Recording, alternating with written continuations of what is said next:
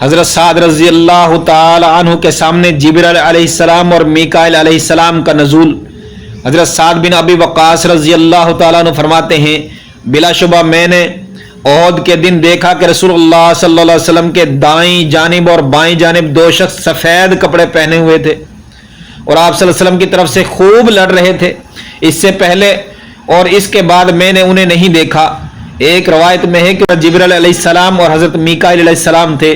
حضرت سعد بن ابی وقاص رضی اللہ تعالی عنہ بڑی سعادت مند تھے کہ انہوں نے ملائکہ کو اپنی آنکھوں سے دیکھا۔ اس سے بڑھ کر یہ کہ رسول اللہ صلی اللہ علیہ وسلم نے حضرت سعد رضی اللہ تعالیٰ سے فرمایا اے سعد تیر پھینکو، تجھ پر میرے ماں باپ فدا ہو۔ حضرت سعد رضی اللہ تعالیٰ عنہ خود فرماتے ہیں رسول اللہ صلی اللہ علیہ وسلم نے احد کے دن میرے لیے اپنے ماں باپ کو جمع کیا، یعنی فرمایا کہ میرے ماں باپ تجھ پر فدا ہو۔ حضرت سعد بن ابی وقاص رضی اللہ تعالیٰ عنہ کی ایک فضیلت یہ بھی ہے کہ آپ دنیا ہی میں جنت کے بشارت پانے والوں میں سے ہیں۔